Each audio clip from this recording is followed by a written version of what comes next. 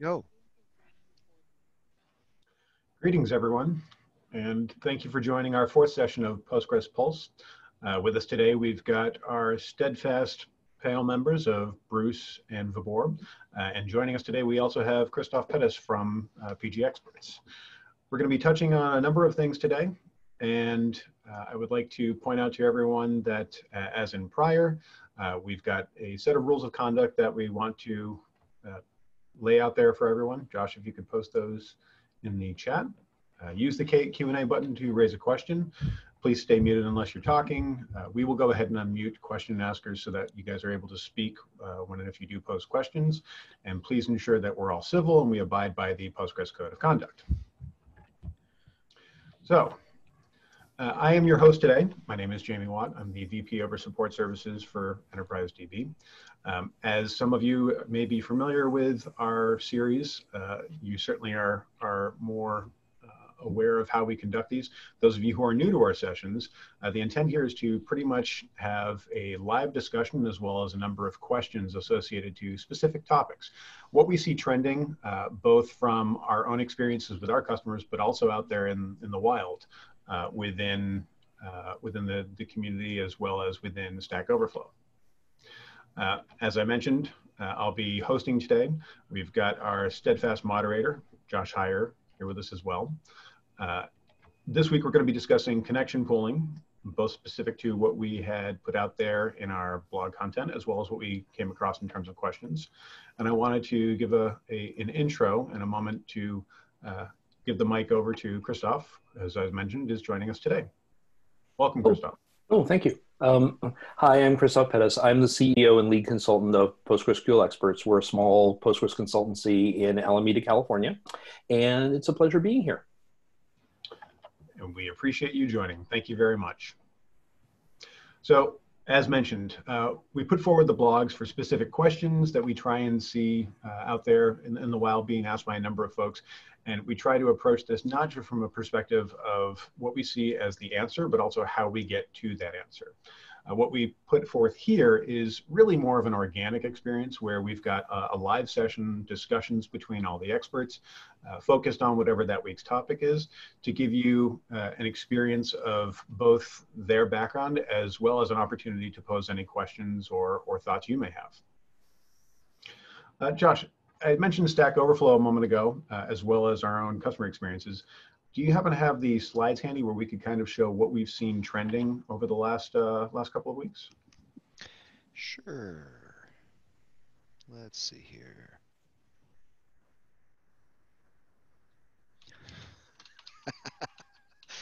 I just linked you to this a minute ago, didn't I?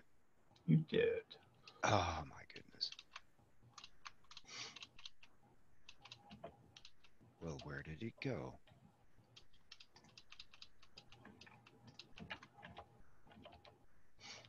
That's unfortunate. Well, Josh, wait, there it is. I do apologize. No problem. Okay. All right. So this real quick, we've seen the ups and downs with questions and answers on Stack Overflow over the past year, and the interesting development over the course of March was that questions outpaced answers by quite a good degree in Postgres-related tags. Obviously, quite a lot of turmoil in the world over that time. Bunch of people seeking out help, and maybe a lot of us occupied elsewhere. That trend has somewhat reversed over the past 2 weeks, which is heartening to see. Obviously, still a lot going on, but hopefully we're somewhat returning to normalcy, at least in the narrow window of Q&A space. Thanks, Josh. I think that very much mirrors what we're seeing both within the community as well as within our own customer base. You can see that gap in the data point that's about 3 points to the right or in from the right, where you've got that big delta, right? But it's certainly started to collapse over the last couple of weeks. If you could go on to the next slide, we'll kind of show something that mirrors that from our own customer experience. So what we see here are by country the most heavily trafficked customers that we see within our own support engagements. And as you can see, we've got a continual uptrend. There was that dip that you can see in the period of March when everyone was kind of getting used to the remote environment that everyone finds themselves in now. But we are continuing to see an uptrend from there. And interestingly enough, that continues across the board in a lot of the dominant countries in our customer space. So great. One thing that we don't note here is it's a continual rise of how-to. We are seeing more answers for the questions that are posed, both within our engagements with our customers, but also within Stack Overflow. But it is continually tilting towards more and more how-to. You know, how do I configure my PostgreSQL conf for optimal performance? You know, how do I handle my PGHBA conf? We had talked about that on a prior call relative to LDAP. And it continues, whether we're talking about stuff that is core to Postgres or stuff that is adjacent to where people are plugging in. Could be, you know, how do I best make use of Node.js or whatever connector it might be, Python usage, etc. There's continually more and more questions. And now that people have gotten to a point where we've gotten a little bit more acclimated to the environment we find ourselves in, the answers are now starting to meet that demand. Great, thank you. So as I mentioned in our most recent blog, we started to explore one of the commonest concerns that DBAs have when you're trying to build out a robust architecture: connection pooling. So we see two common solutions time and time again that are much more tied to Postgres and its history with PgPool and PgBouncer. There are ways to do this outside of that, which we'll touch on in a bit. But for the sake of that blog, we focused primarily on PgPool. Both of these have their advantages and limitations. We'll get into that later. But the intent was to focus on PgPool for that particular blog because we see that used for broader use cases. What I'd like to do now is if we can start to jump into some of the questions that we've seen, particularly within Stack Overflow, since that's a very open forum for everyone. I think we can kind of start to get a sense for both everyone's experience within the panel here for pooling in general, as well as what sort of input you guys might have for the questions that we've seen posed on Stack Overflow.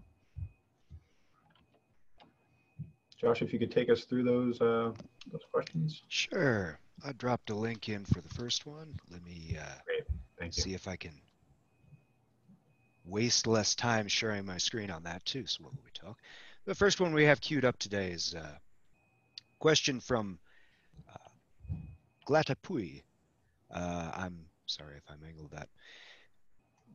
He's using Django and running into too many clients, holding on to a lot of idle connections, and can't seem to shake this. He's tried lowering the max connection age in Django itself, and he set the idle in transaction session timeout in Postgres. Both of these, he's hoping will just start kicking out idle connections, but he's still running into the problem. He's posted a little bit of statistics here for you to examine if you're interested. And then I think for further below, we see at least some basic principles of his configuration, right? Yeah. Yeah, so we can see he's using Django 2.2, both Django cache ops as well as PsychoPG, and he's on the most latest version, major version of Postgres, and leveraging Python 3.7.1. So we see a lot of established connections, and he's trying to understand how he can optimize, for the symptoms that he's seeing here. So from the panel, is this something that is familiar to you guys, either relative to just Django or in a broader set of scenarios? Well, it's kind of interesting because Django underwent a sea change in how it handled connections a few versions ago. It used to be that Django opened and closed a new connection every web cycle. So every request came in, it would open a connection and close it. And that was, of course, suboptimal because opening and closing a connection to Postgres is a fairly expensive operation. It has to fork a new backend and do all that stuff. Then they introduced connection pooling is probably not the right word for what's built into Django. It's connection reuse, which is that max con age parameter. is how many times it will, or over what period it'll allow it to cycle a particular connection. And now we're starting to get this kind of situation where a Django application will start exhausting connections. This is extremely common in web applications, is that the application servers will open lots and lots and lots of connections and make use of very few of them. Especially now that we're in the container world, where it's easy to just fire up, 500 application containers and each one opens 20 connections, and you have max connections in Postgres set to 200 and wonder why suddenly you're all exhausted. So one solution, of course, is just bump up max connections, because an open but idle connection in Postgres is not free, but in this day and age, it's not super expensive either. That's not the most imaginative solution, but it can get you out of the woods quickly if you're running into this situation, especially if it's a relatively small web app. Beyond that, this is exactly what PgBouncer is designed for, is being able to multiplex all of these idle connections down from 1,000, 1,500, 10,000 client connections to a relatively small number of active server-side connections. And since if you're in the situation where a web application is keeping relatively few of them active at a time, that's a great use of PgBouncer. And when you're using a web application, it tends to use the database in a fairly predictable, stylized way. So some of the limitations of transaction mode pooling in PgBouncer, and we can or not go into the details there, are not limitations on that in that regard. Great, thank you. Now, if you're using something like PgBouncer, does the max connection value become on the database side somewhat arbitrary? Or do you still have to manage that even if you're using something that is kind of governing the actual number of connections that are being established to the database? Well, it's not arbitrary exactly. It's not as critical. You need to set it high enough that PgBouncer itself doesn't exhaust all the connections. So if you have configured PgBouncer so that 400 server-side connections could be used, you want max connections to be at least there. I have a philosophy on setting max connections when it comes to PgBouncer and similar pooling technologies, is that databases don't fail linearly as the number of active connections go up. Is that it's not a matter of, well, at 0 active connections, everything's perfect, and at 400, it's dropped to 0. There's this nice linear line, and you just pick a number in the middle there.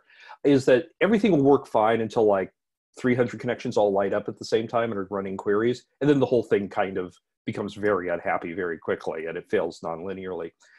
And my philosophy is set max connections so that you are below that knee in the curve, so that you will exhaust the number of maximum connections either because of PgBouncer or just because of connection refused messages, depending on whether you're using PgBouncer, before everything starts falling apart.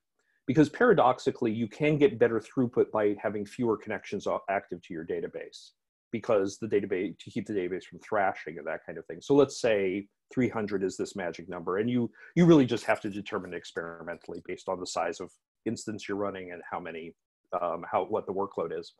Then it makes sense to set the server side pool in PgBouncer to 250 or 275 or something like that, and have a lot of client side connections, 10,000 or something like that. Because then what will happen is, rather than the poor database being crushed by 700 lit up connections, they'll start queuing up in PgBouncer, and overall that will actually get you better throughput because the database will continue to serve them.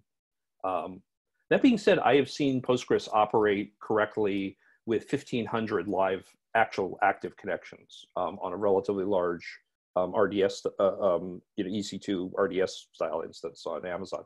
But you do start running into other concurrency problems inside of Postgres as you start seeing locks on internal data structures you've never seen before and things like that. So you kind of don't want to do that. I wouldn't rely on Postgres being able to handle over 1,000 live connections. So there's no real magic number or formula like you might see in other database technologies that do, let's say, resident connection pooling. It's more of a iterative process to find out what that strong balance is. That's my experience. I will say I have intuition, sort of if somebody comes to me without any further data and says, when should we implement pooling? My rule of thumb is if you feel obliged to set max connections over 500, it's time to think about pooling. But that's a rule of thumb. That's not accurate. Similarly, if you start having more than about 1,500 connections that are active at the same time, you'll start seeing interesting concurrency issues inside of Postgres that are not directly related to workload, but things like internal data structures like the proc array, you'll start seeing locking contention on that and things like that. So that's a good boundary conditions. And otherwise, you just see what works for your system. Obviously, big data warehouses will have different considerations than super fast OLTP systems. Yep. It sounds a little bit like the Calvin and Hobbes way of establishing a bridge's weight limit. You just keep driving bigger and bigger trucks over it until it falls in. Destruction testing is a wonderful thing. I'm very in favor of it. So. Bruce Vabor, what's your experience? So yeah, I think I agree with Christoph on this matter. General rule of thumb is that if you are thinking about having a number of connection, let's say 500, and you would like to think about using some connection pooler, or if you're thinking about managing 1,500 connections, yes, connection pooler is a good option. With that, yeah, I mean, anything beyond 100, it's okay. I mean, because that's about limit which I've seen too. These are the factor which I saw in this Stack Overflow question. You can see he has idle in transition timeout setting done correctly to 5 minutes. Plus, I can also see that number of connections which are idle are 89. And I believe what he's using Django, right? It's not really a kind of a connection pooler, just really a reusing the connections which you have established. So you would like to go with some kind of a connection pooler, or maybe you would like to set a one idle timeout parameter at the database side too. So if the connection is not getting used, those will be released by the database or will be forced to release from the database side. With that, I mean, sometimes, I mean, again, totally depend on the application, the architecture, which you have defined. You can think about like a lot of people, like Christoph also mentioned once that if you have a multiple applications running and they are making a connection to a database, right? And if you're thinking that you can deploy PG bouncer or any connection pooler at the application side, you'll be fine. In that architecture, it all depends how much connection you want to reserve for each application. So let's say if you have defined the specific users for each application, you can control the limit of those connections from the database side. But in case you don't have any control from the application side, so how many users are going to connect to the database because you are going to use one user across all the apps, then you would like to have a one PG bouncer connection pooler in between. Again, this is a kind of different kind of architecture. This Sure. way, DBA DevOps will have a complete control on the connections coming to the database. They can audit those connections, they can monitor it, and they can decide if they want to allocate more resources or if they want to increase the max connection, whatever setting we have right now by default 500 to a certain limit like 300 or more, depending on the size of the hardware or machine which you are running the Postgres. And plus you can actually decide if you want to change or allocate users for each apps. So those kind of a control you would like to have. But in this specific use case, I believe idle connections are very high and user may would like to put some kind of an idle connection timeout at the database side. And maybe would like to think architecturally how he would like to define the connection pooler from the application side or from database side. Okay, great. Bruce, you look rather pensive. Any thoughts on this? Yeah, I'm thinking of the submitter of the question. This is really hard stuff. I just look at this. I'm like, if it was a web server, an email server, like, okay, certain size server, you can process X amount of email in a minute or whatever.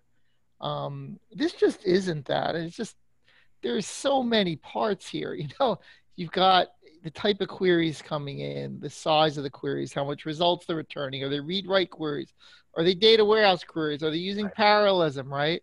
And you haven't even gotten to the Django part where you're trying to figure out how much stuff's coming in. And, you know, sometimes I look at this stuff and I'm like, why can't it be easier? And I look at a thing like this, I'm like, it's impossible. Like, it's just, unless you actually set up a test bed and actually run your queries to find out where that knee is, you know, on your specific hardware, with your specific architecture, with your specific workload, you're kind of lost. You know, I mean, numbers, we're looking at numbers between 100 and 1,500 or sometimes. Somebody, you know, there's just not a, it just doesn't feel like there's an easy rule of thumb to give people.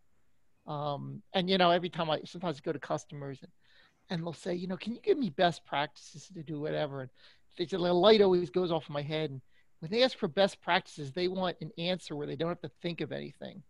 And I always just kind of throw up my hands. I'm like, well, I can give you ballpark, but it might be completely wrong for your hardware, for your workload, you know, for your architecture. Right. There's just a lot of stuff here to go. And to figure out, you know, nobody wants to find out where that knee is in production, but I don't know how to find that in most cases. Of course, if they go to 5,000 connections, all right, we know the knee's there, right? Sure. But in some of these other cases, and then sometimes you see people over architecting because they don't know where the knee is. So they throw everything in there. And then the system becomes more complicated, harder to debug, more fragile in a lot of cases. So it's really a no-win situation. I just, that's why I'm looking pensive. I'm sort of thinking about, I'm thinking this is a really hard problem. And it just, this is why you need DBAs, right? yeah, it just isn't, it's just a tough because the best practice really comes down to, you have to know your system, right? Know your solution, right? What are the bounds? What's the expectations, and what's going to work in terms of all these parameters? Right. And plus, you would also like to monitor. I mean, monitoring is a key thing. Sure. That's Even if critical. you're DBA, DevOps, whoever is provisioning these machines, right, they would like to monitor the connections coming to the database, right? Right. And look at the pattern, how long those connections are surviving on the database side. Great. And if the connections are idle for, like, let's say long period, or there's an ardent transaction for like 20 minutes or 15 minutes, then there's something wrong at the application side, or maybe you would like to put some kind of a timeout parameters to control this kind of issues. And in some cases, I've seen the connection leaking happening from the application side, where just they always keep opening the new connections instead of closing the old one. That also creates a lot of problem. Yep. Yeah. It's a common thing where you see a number of applications that may not do an explicit close of their connection once they're actually done with their transaction, right? You can end up with a week where you have a bunch of connections that are being consumed, but in an idle state. Great. That actually has traditionally been an issue with Django. There's a little comment right at the bottom of the screen on this particular question where he says where he talks about that Django opens one connection per thread, which is true. So one of the first, this is very specific to this question, but one of the first things I would look at is, well, how many containers or whatever, you know, UWSGI threads or whatever he's running, I'm assuming a he, my apologies, that they are running, are being opened. So because it's possible that on the application side, things are running away in a way that the OP did not expect. So that's, again, very specific to this question, not a rule of life, but it's very common in web environments that the application, the infrastructure people they don't know their own strength, that they've turned loose 8,000 of these things, because it's so easy to just, you know, change a Kubernetes configuration file and say, okay, did I say 10 web servers? I meant 100 web servers, and then suddenly everything goes south. Right. That's a great point. Okay. Josh, if we could slide over to the next question or the next problem that we... Yeah, this is a little bit of a softball for you here. It kind of ties into what you're talking about earlier, but it's quite a bit more specific. You talked about resource usage and monitoring that for max connections, but if you're using PG Bouncer, assuming you're using PG Bouncer to limit the number of active connections going in, does setting max connections to something very much higher than that matter? Well, now I wish I'd saved my comment about setting max connections on PG Bouncer for this question, because now Well, I'm out of powder. I think you kind of hit it from the other direction. He's asking, what's the harm? Should I set him to the same thing? Well, what happens if I set it low? What happens if I set it to 10 times the amount that I set? Is there any real cost to this if I'm not if Well, I'm using PG Bouncer to gate this anyway? great, which is a great question. Max connections intrinsically only has one, and Bruce maybe can correct me on this. It only has one cost that I can think of, which is the lock table grows based on max connections. But otherwise, if you set it to 1,000 and only have 12 connections open, you're not paying for those other 1,000 minus 12. I'm a computer programmer, so I can't do math. Connections. The only place that actually I can think of is the lock table grows based on max locks per transaction. So in a very strict sense, you can say, no, you can set it to whatever you want. I would say you don't want to, though, for two reasons. One is it does cost you more in terms of max locks per transaction, which is not free, because the lock table, as the lock table grows, certain operations take a little bit longer, although usually you don't notice that.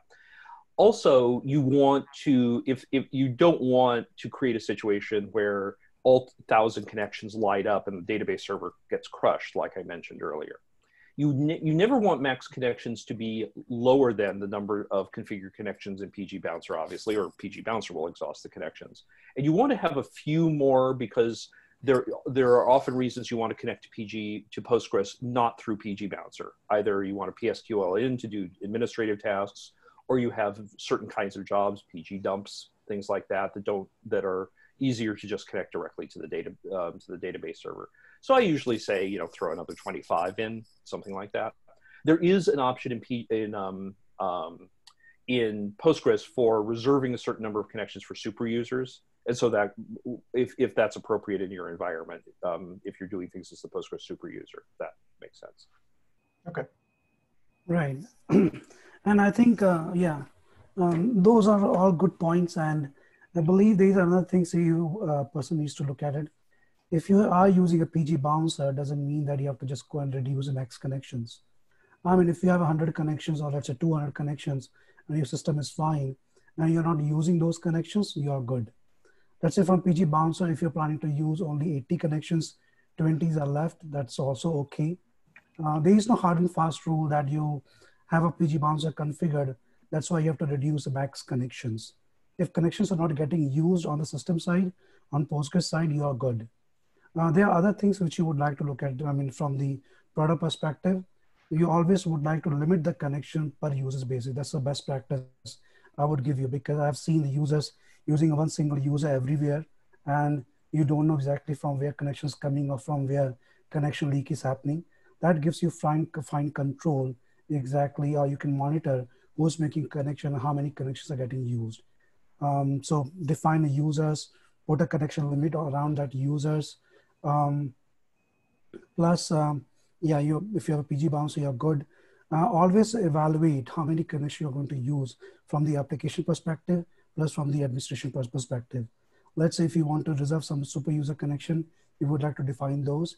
And if you have let's say, standby is getting created, right? Or you want to scale your system, you would like to add more and more standby for read-only queries or some other purpose, right? In that case, you would like to count those number of connection coming to the database. So just define those number of connections. So having predefined connection, analyzing your load on the system, plus how many connections you need from your application, from Right. scaling perspective, from the user's perspective, would help you to define all this formula in your environment. It's very environment specific thing. There is no general rule of thumb which you can follow. Great. Thank you. Josh, I think you had mentioned we have an attendee question to squeeze in here. Yeah, we got a question here from for Eden. If you want to speak up, you can unmute yourself. Otherwise, he's asking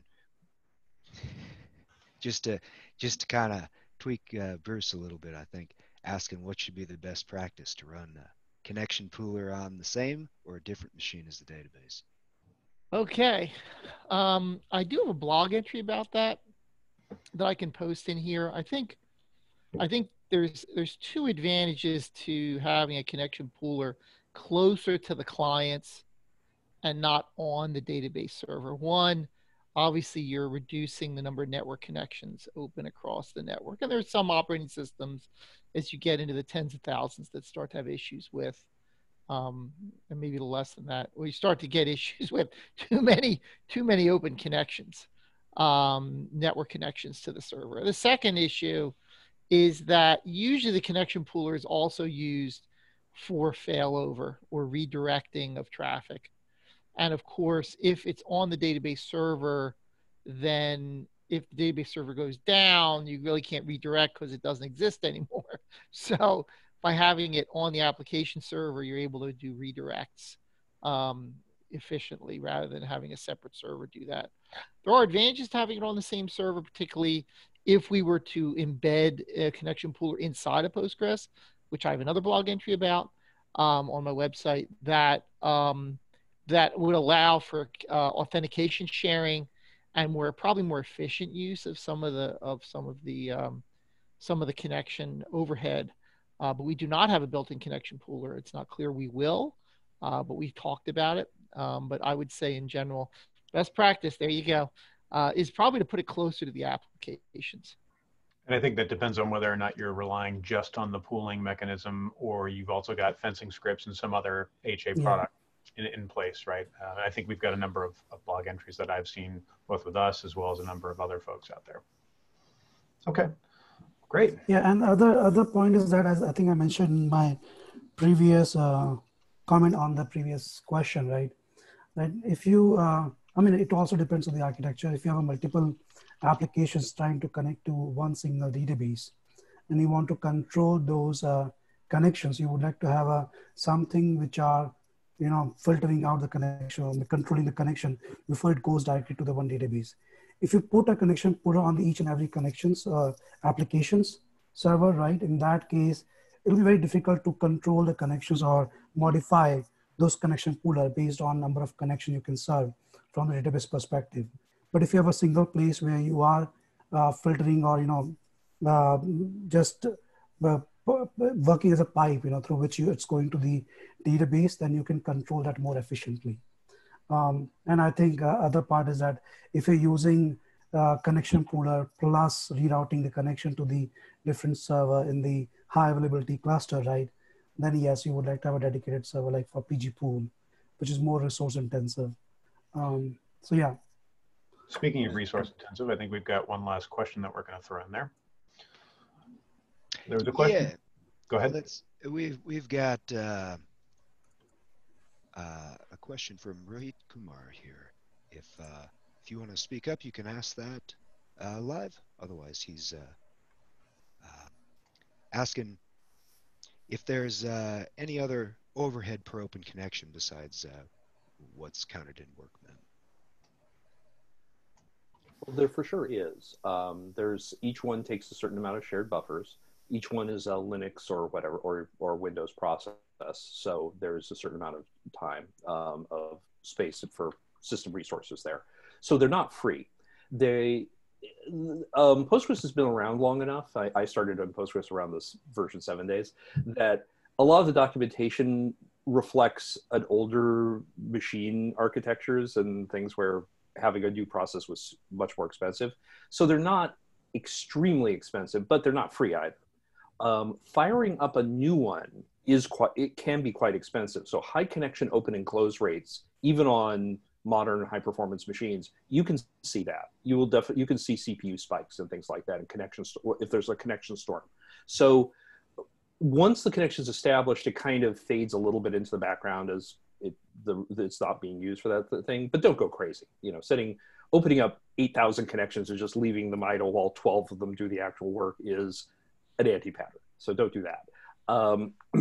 But you also don't have to obsess between, at the point that someone says, well, do I want 700 or 735 connections? It's like, you're probably slicing the salami a little thin there. You don't need to be that specific about it, but there is a cost. So don't way over provision the number of connections, especially if they're actually going to be established.